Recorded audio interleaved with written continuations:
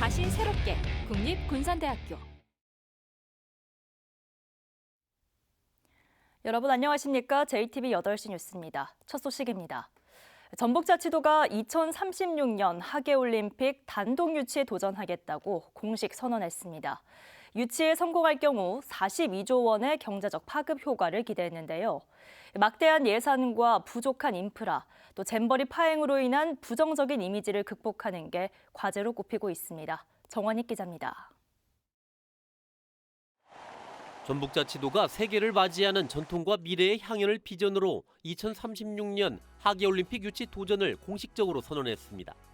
지난해 6월부터 타당성 조사를 통해 준비해왔다며 대한체육회에 단독 개최를 신청하고 서울시와 경쟁하기로 했습니다. 잼버리 하기 전에 지사님이 생각해 계셔서 대한체육회장을 만나셔서 의견을 교환한 바가 있습니다. 올림픽을 치르려면 모두 37개 경기장이 필요한데 주 경기장은 전주 월드컵 경기장을 증축해 사용할 계획입니다. 또 기존 경기장 등을 활용하고 광주와 충남 등 인접 지역의 경기장을 사용하기로 협의하면서 배구와 탁구 등 4개 경기장만 신축한다는 구상입니다. 국제올림픽위원회 IOC가 요구하는 4만 명의 숙박시설은 호텔과 대학교 생활관 등을 활용하고 새로 건물도 짓기로 했습니다.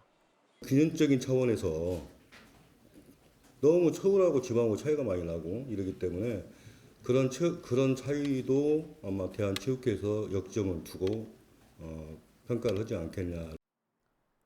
전북자치도는 올림픽을 유치할 경우 42조 원의 경제적 파급 효과를 기대하고 있습니다. 문제는 막대한 예산. 모두 10조 2,900억 원이 필요할 것으로 추산되는데 국비와 IOC 지원금 등을 빼더라도 지방비로 7,300억 원이 들 것으로 예상됩니다. 부족한 인프라는 물론 새만금 잼버리 파행으로 인한 부정적인 인식을 극복하는 것도 과제입니다. 세계 한인 비즈니스 데이를 통해서 우리 도민들이 하나로 힘을 모은다면 어떻게 대회를 치러낼 수 있는지를 보여줬다고 생각합니다. 저는 반드시 저희가 기적을 만들어낼 수 있다고 생각합니다. 막대한 인프라와 예산 못지않게 하계올림픽 전북 유치에 대해서 국민들을 설득할 수 있는 뚜렷한 명분을 만들어내는 것도 중요한 과제로 지적되고 있습니다. JTBC 뉴스 정원익입니다. 김관영 도지사가 도청 고위 공무원들의 잇단 비위에 대해 공식 사과했습니다. 김관영 지사는 기자간담회를 통해 도민들에게 걱정을 끼쳐드려 죄송하다며 책임감을 갖고 대책을 세워나가겠다고 말했습니다. 또 개방직 인사들이 일부 문제가 있었던 것도 사실이지만 내부 인사와 균형을 맞추는데 많은 고민을 하고 있다고 덧붙였습니다. 전북자치도는 최근 고위 공무원들의 갑질과 업무 추진비 부정 사용 논란 등으로 내부 감사나 경찰 수사가 진행되고 있습니다. 저소득층의 목돈 마련을 돕는 지원 제도가 있습니다. 매달 10만 원씩 저축하면 그만큼을 정부가 불입해주는 방식인데요. 전주시의 어이없는 업무 처리 때문에 19명의 신청서가 누락된 사실이 드러났습니다. 어떻게 된 일인지 최유선 기자가 취재했습니다. 전주에서 3인 가족을 부양하고 있는 A씨. 저소득층의 목돈 마련을 위한 복지 제도가 있다는 소식을 듣고 지난 8월 주민센터에 신청했습니다. 한 달에 10만 원을 저축하면 정부가 10만 원을 추가로 지원해 3년 만기 때 360만 원을 더 받는 희망저축계좌 2 지원 제도입니다. 목돈을 이렇게 쉽게 마련하기 어려우니까 이런 제도 잘 이용해서 애들 교육도 시키고 집도 이동하는 것이 저희 바람이잖아요. 하지만 A씨는 신청서를 접수한 지 2달이 지났는데도 아무 연락을 받지 못했습니다. 이제 시에서 취합을 하고 결정을 내리거든요. 누가 부족하긴지 이제 결정 회신이 오는데 그게 아직은 안 온 상태죠. 예정대로라면 대상자 선정과 통장 개설 등의 절차가 지난달에 끝났어야 됩니다. A씨는 본인이 신청한 서류를 전주시가 제때 처리하지 않아 그대로 사업이 종료됐다는 걸 알게 됐습니다. 전주시는 담당자가 휴직을 하면서 업무에 공백이 생겼다고 해명합니다. 바로 휴직해도 바로 직원이 보충되지 않는 부분이 있어요. 결혼이 생겨도 바로바로 이렇게 채워지는 경우가 많거든요. 올해 8월에 이 복지제도를 신청한 사람은 모두 19명. 전주에서 19명이 제때 신청을 하고도 복지 혜택을 못 받게 된 겁니다. 전주시는 보건복지부에 추가 접수를 문의했지만 사실상 내년 2월 모집을 기다려야 되는 상황입니다. 다음에 이제 접수할 때 저희들이 직권으로 저희들이 신청해주고 만약에 중지될 경우에 그 부분에 대해서 저희들이 보상을 해주려고. 담당자가 휴직했다는 이유로 19명의 시민이 복지 혜택의 기회조차 얻지 못하게 된 상황. 신청자가 문의할 때까지 누락 사실조차 알지 못하는 등 허술하기 짝이 없는 전주시 행정의 민낯이 고스란히 드러났습니다. JTB 뉴스 최유선입니다. 도내 특성화고의 취업률이 5년 연속 전국 최하위에서 벗어나지 못하고 있습니다. 기존 제조업 위주의 교육과정에 부족한 산업 기반 등이 원인으로 꼽히는데요. 신산업에 맞춘 시설 투자가 시급합니다. 보도에 이정민 기자입니다. 도내 한 특성화 고등학교의 공동 실습실.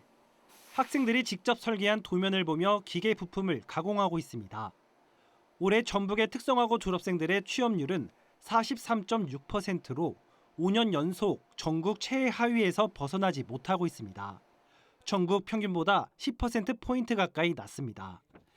기존 제조업 등에 맞춰진 교과 과정이 대부분인데다 학생 눈높이에 맞는 기업이 부족한 것도 근본 요인으로 지적됩니다. 농업 기반 바이오 생명 그쪽 분야가 조금 이제 그쪽이 주력이기 때문에 그렇게 고용을 많이 할 수 있는 기업이 전라북도에는 아직 부족하다. 도내 직업계고 학생들의 대학 진학률이 해마다 45% 안팎을 기록하는 것도 낮은 취업률과 무관하지 않습니다. 대학교 2년제를 다닌 다음에 취업도 중간중간 하고 해서 경력을 쌓은 다음에 대기업을 들어가려고 목표로 하고 있어요. 전북교육청은 올해부터 2차 전지와 수소에너지 같은 신산업에 맞춰 인재를 육성하기 위해 글로컬 특성화고 8곳을 운영하고 있습니다. 시설 투자와 교육과정 개편을 통해 취업률을 끌어올리겠다는 구상입니다. 교육과정을 변경해서 학생들에게 실질적으로 신산업 신기술 분야에 적응할 수 있도록 지원하고 있습니다. 글로컬 특성화고가 취지에 맞는 성과를 낼 수 있도록 지자체와 기업, 대학과의 협력 체계도 면밀하게 준비해 나갈 필요가 있습니다. JTB 뉴스 이정민입니다. 신영대 의원에 대한 체포동의안이 국회에 접수됨에 따라 민주당이 동의안 처리에 어떤 결정을 내릴지 주목됩니다. 민주당은 신 의원의 체포동의안이 오는 14일 본회의에 보고되면 28일 본회의에서 표결하는 일정이 확정되자 지도부를 중심으로 동의안에 대한 입장을 논의하고 있습니다. 민주당은 이재명 대표 지시에 따라 신 의원의 혐의와 정치 탄압 가능성 등을 검토했지만 당론으로 부결을 결정할 경우 이른바 방탄국회에 대한 비난 여론도 적지 않은 부담이 될 수 있습니다. 가을하면 울긋불긋 단풍이 물든 산이 떠오르는데요. 그런데 올해는 단풍이 물드는 시기가 많이 늦어졌고 단풍이 절정을 이루는 시점도 관측을 빗나갔습니다. 강훈 기자의 보도입니다. 전국의 단풍 명소 가운데 으뜸으로 꼽히는 내장산 국립공원. 울긋불긋 물든 단풍이 드문드문 보이지만 아직은 대부분이 푸른색입니다. 10월 초쯤에 그 온도가 내려가면서 단풍이 들어가야 되는데 지금 현재 그때 가을 늦 더위 때문에 지금 단풍 들어가는 시점이 조금씩 늦어지고 있었습니다. 네. 단풍놀이를 기다려왔던 상인들과 관광객들은 실망감을 감추지 못합니다. 단풍이 한 열흘 정도 늦어요. 그래갖고 잘 모르겠어요. 근데 열흘 후에 사람들이 올란가 안 올란가. 그냥 이제 그대로 누나버리고 추워버리면 끝나버려요. 네, 여기 내장산 한 서너 번째 오는데 왔을 때 단풍 보러 온 것 중에는 가장 안 든 것 같아요. 단풍이 좀 덜 든 건 조금 아쉽긴 해요. 올해 내장산 국립공원에서 첫 단풍이 확인된 시기는 지난달 31일. 1985년 관측을 시작한 이후 가장 늦었고 최근 30년 평균보다는 11일이 뒤처졌습니다. 기상청은 산 정상부터 전체의 80%가 물드는 절정 시기를 지난 5일로 예측했지만 아직도 관측되지 않고 있습니다. 원인으로는 높은 기온이 지목되고 있는데 지난달 전북의 평균 기온은 16.2도로 역대 10월 가운데 두 번째로 높았습니다. 이제 노란색이나 빨간색이나 이 색깔들이 이제 도드라지는데 그럴 시간이 없었죠. 온도가 계속 높다 보니까 그럴 시간이 없는 상태에서 지금 낙엽이 지는 거죠. 반면 봄꽃의 개화 시기는 점점 앞당겨지고 있는 상황. 가을은 늦어지고 봄이 다가오는 속도는 빨라지고 있습니다. 기존 통계를 바탕으로 한 관측이 번번이 빗나가는 이상기후 시대가 성큼 다가오고 있습니다. JTB 뉴스 강훈입니다. 절기상 입동인 오늘 전주에서는 올 들어 처음으로 얼음과 서리가 관측됐습니다. 낮 기온은 14도에서 17도의 분포를 보인 가운데 당분간 낮과 밤의 기온 차이가 크게 벌어지겠습니다. 내일 아침 기온은 3도에서 7도, 한낮 기온은 17도에서 19도가 예상됩니다. 내일 새벽부터 아침 사이에는 내륙을 중심으로 안개가 끼겠습니다. 더불어민주당 대선 준비 조직인 당대표 총괄특보단에 전북 출신이 대거 포함됐습니다. 민주당이 발표한 55명의 특보단에는 총괄특보단장에 고창 출신 안규백 의원, 정무단장에 안호영 의원, 경제단장에 부안 출신 유동수 의원, 외교안보단장에 익산 출신 위성락 의원이 배치됐습니다. 박희승, 이성윤 의원과 전북 출신 이정헌, 오세희, 정을호 의원도 분과별 특보에 임명됐습니다. 또 김제 출신 강은호 전 방위사업청장은 방위산업특보, 또 이돈승 중앙위원은 지역소통특보에 발탁됐습니다. 익산시 금마면에 농업인과 소비자를 연결하는 로컬푸드 직매장이 문을 열었습니다. 또 진안과 남원에는 주민들을 위한 복합 문화공간이 잇따라 완공돼 운영에 들어갔습니다. 김진형 기자입니다. 익산 금마농협 로컬푸드 복합문화센터가 문을 열고 본격적인 운영에 들어갔습니다. 한옥형으로 지어진 로컬푸드 복합문화센터는 농민들에게는 농산물 판로를, 소비자들에게는 안전한 먹거리를 제공하게 됩니다. 건강하고 안전한 먹거리를 통해서 출하자 농어민과 소비자를 잇는 상생의 장터가 될 수 있도록 운영하도록 하겠습니다. 군산시 경암동 행정복지센터가 완공됐습니다. 경암동 행정복지센터는 3층 규모로 지어졌으며 1층은 행정서비스 공간, 2층과 3층은 강당과 작은 도서관, 체력 단련실 등을 갖춰 복합문화공간으로 이용됩니다.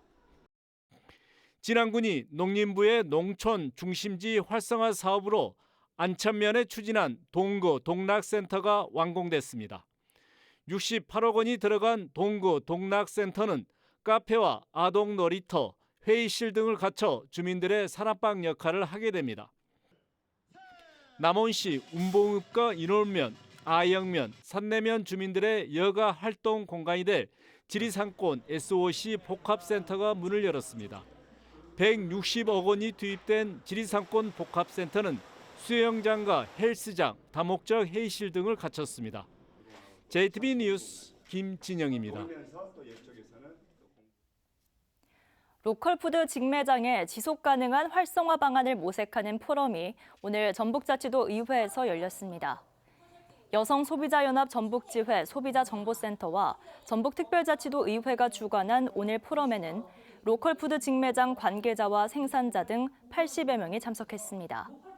포럼에선 로컬푸드 출하농민의 소득 양극화를 해소할 수 있는 방안과 또 로컬푸드 활성화를 위한 지자체의 역할 등에 관한 발표와 토론이 진행됐습니다. 전북자치도와 인사혁신처가 공동으로 주최하는 유관기관 공직채용설명회가 오늘 도청에서 열렸습니다. 오늘 채용설명회에는 우정사업본부, 경찰청, 소방청 등 9곳의 중앙행정기관과 전북개발공사와 전북연구원 등 모두 28개 기관이 참가했습니다. 각 기관들은 상담 부스를 설치해 채용 계획을 설명하고 1:1 합격 멘토링과 모의 면접 등의 프로그램이 진행됐습니다. 전주시설공단이 신입사원 27명을 채용합니다. 일반직과 기술직, 차량 운전원과 체육 지도자, 안전관리자 등으로 오는 21일부터 27일까지 응시 서류를 접수합니다. 전주시설공단은 대부분의 신입사원을 지역 인재로 채용하며 서류와 필기, 면접을 통과한 합격자는 내년 1월 6일부터 근무하게 됩니다. 오늘 새벽 1시 10분쯤 전주시 중화산동의 한 도로에서 30대 남성 운전자가 몰던 승용차가 주차돼 있던 전세버스를 들이받았습니다.